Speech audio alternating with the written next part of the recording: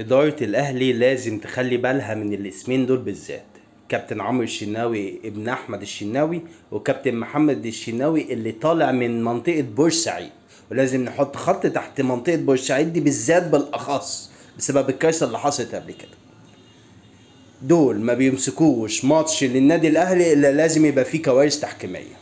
اشهر كارثه لعمرو الشناوي ابن الكابتن احمد الشناوي، ماتش اللي ايمن اشرف اتلغى له جون، ماتش بنك الاهلي، وقال لك فاول واتحسبت بعد كده بدل مره مليون مره، لكن على الاهلي لا بيتلكك.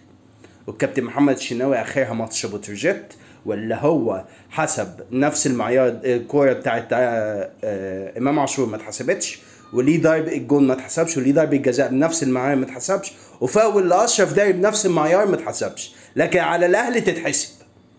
لازم اداره الاهلي تخلي بالها، لان الاسمين دول هيتكرروا كتير الماتشات الجايه وهتحصل كوارث.